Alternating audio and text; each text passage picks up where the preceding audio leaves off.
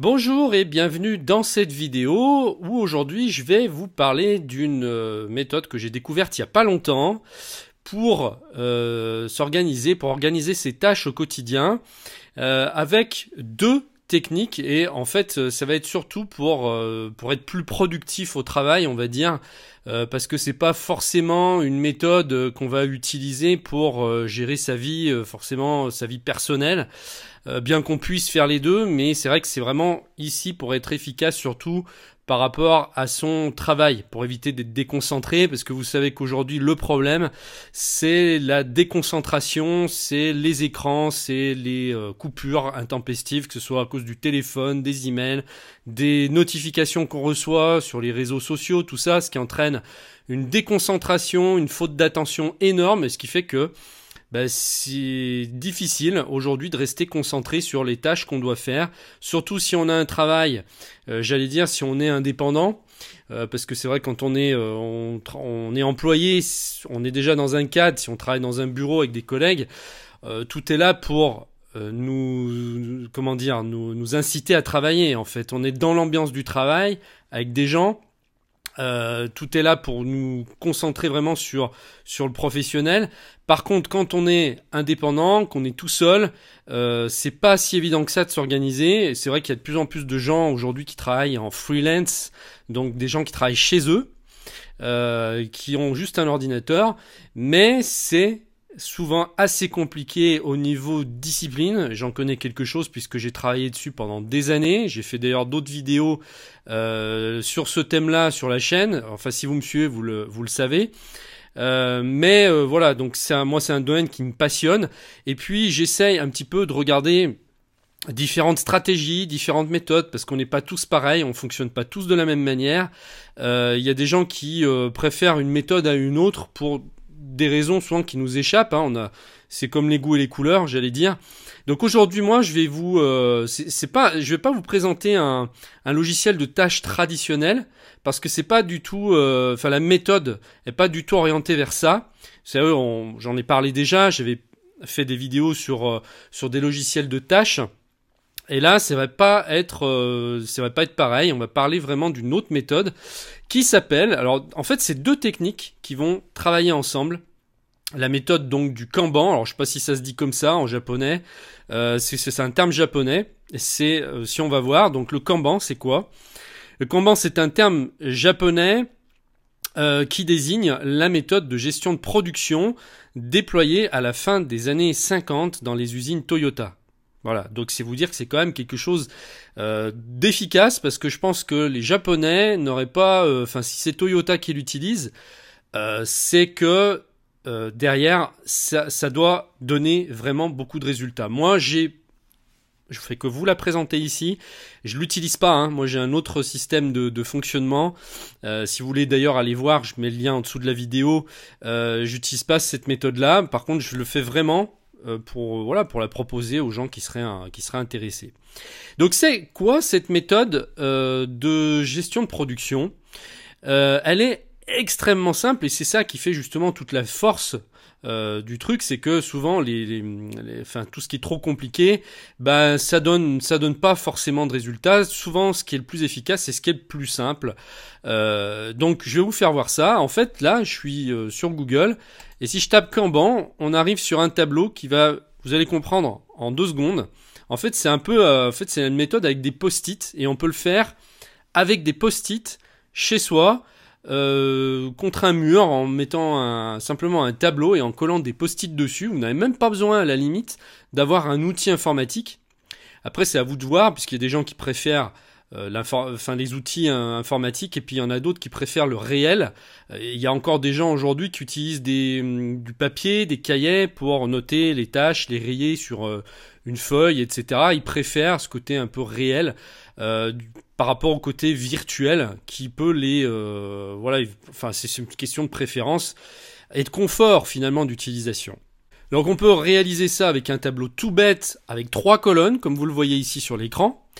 On va créer une colonne to do, donc en anglais, en français c'est à faire, les choses à faire. Donc vous allez prendre des post-it et vous allez marquer chaque chose à faire sur un post-it, et vous allez tous les mettre dans cette colonne, tout ce qu'il y a à faire. Ensuite, vous avez une deuxième colonne qui est doing, donc à faire aujourd'hui ou en cours, si on veut à peu près traduire.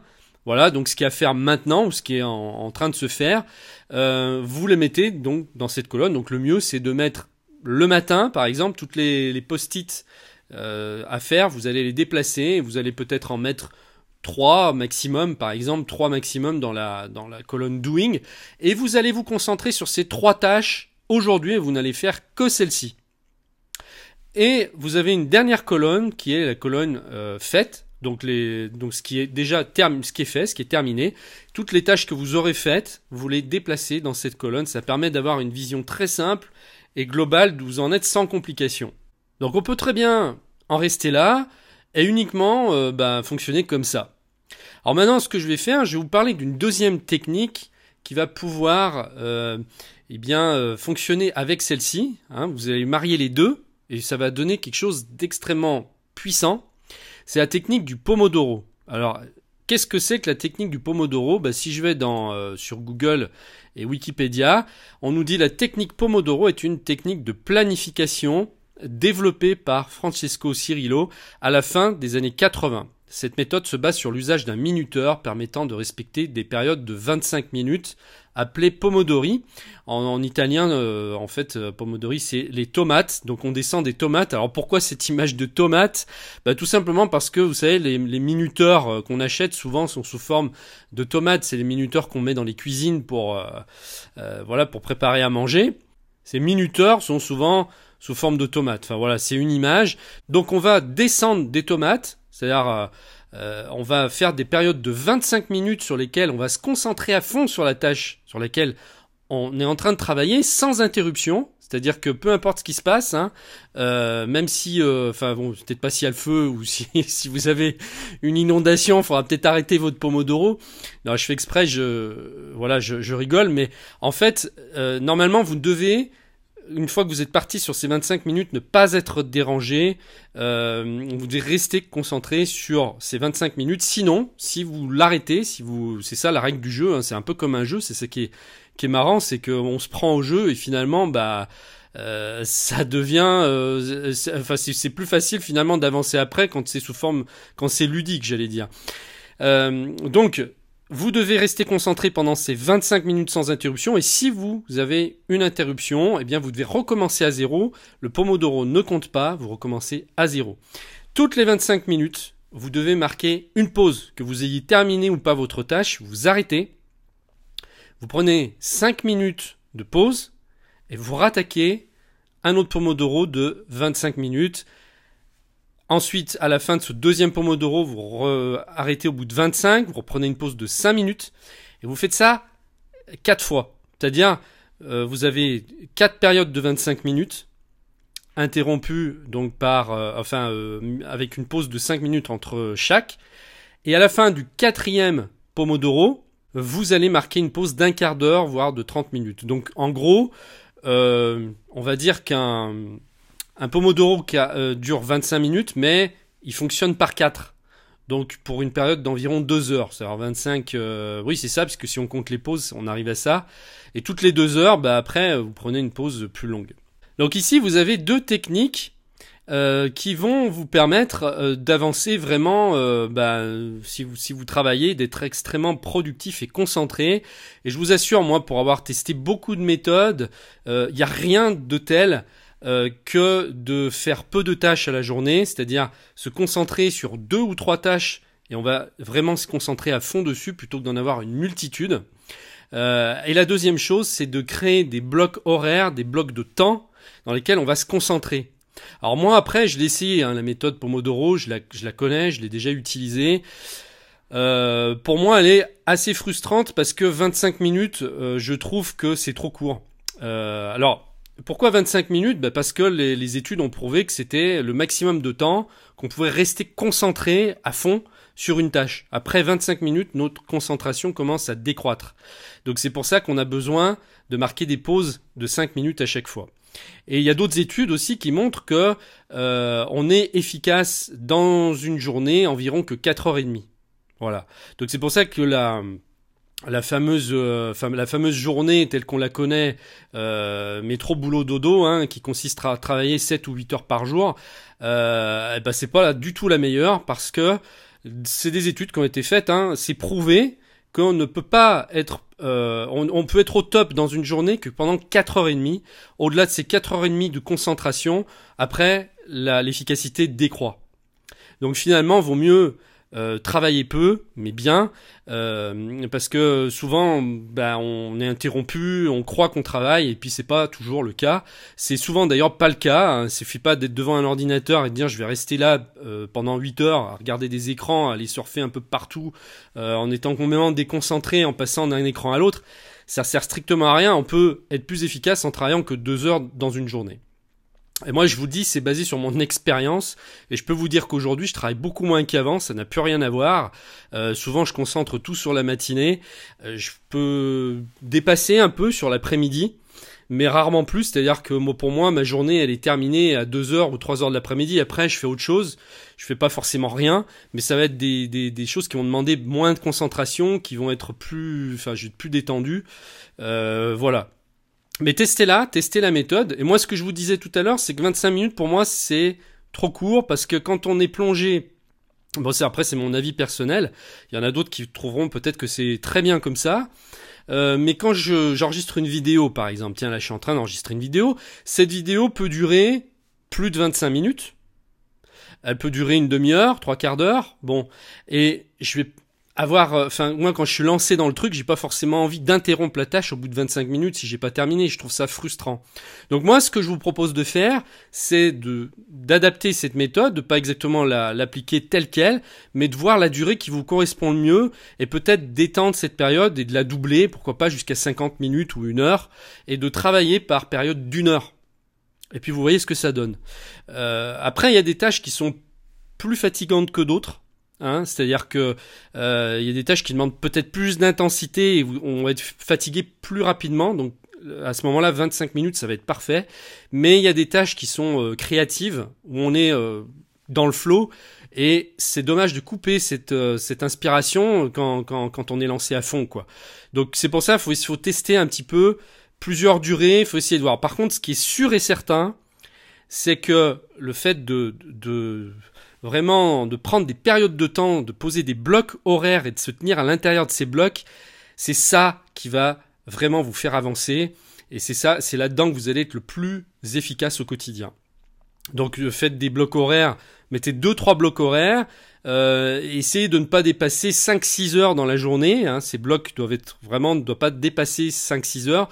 Après, il y a peut-être des journées, des fois on a besoin de mettre un coup de collier et on peut aller au-delà, mais dans un fonctionnement normal, moi je vous conseille pas de dépasser 5 ou 6 heures de travail vraiment concentré. Après, le top c'est 4h30 comme je vous l'ai dit, donc si vous arrivez à tout faire en 4h30, c'est parfait.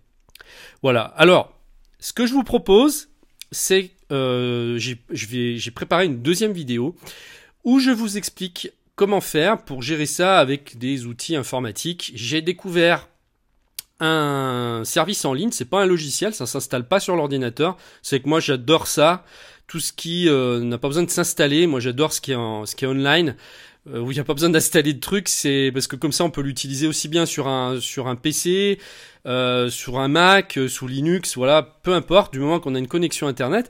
Et donc ce logiciel, je vous en parle dans la seconde vidéo.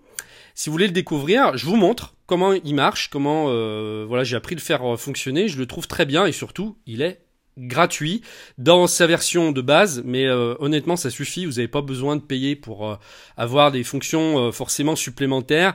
La version de base gratuite suffit amplement. Donc avec ça, vous allez pouvoir utiliser la méthode que je vous disais tout à l'heure, donc la méthode Kanban, grâce à ce système. Vous allez utiliser ce système de post-it. Ça va être un peu comme c'est la même chose, c'est des post-it que vous allez mettre dans le logiciel, que vous allez déplacer, mais sauf que au lieu d'être physiquement avec des post-it physiques et sur un tableau physique, ça va se faire directement sur votre écran. Et puis en plus, vous allez pouvoir partager, c'est là que c'est intéressant, vous allez pouvoir créer plusieurs tableaux.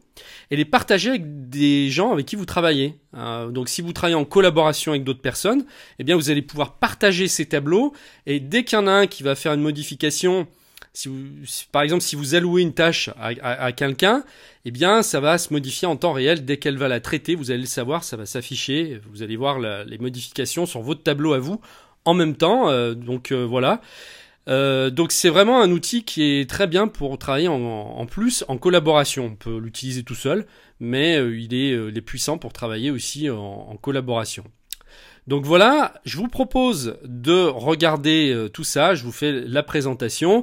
Il suffit de vous inscrire, de cliquer sur le lien qui est en dessous de la vidéo, de vous inscrire, et une fois que vous aurez rentré votre prénom et votre email, je vous envoie sur votre email tout de suite après. La seconde vidéo, c'est entièrement gratuit. Je vous dis à tout de suite, merci de m'avoir suivi.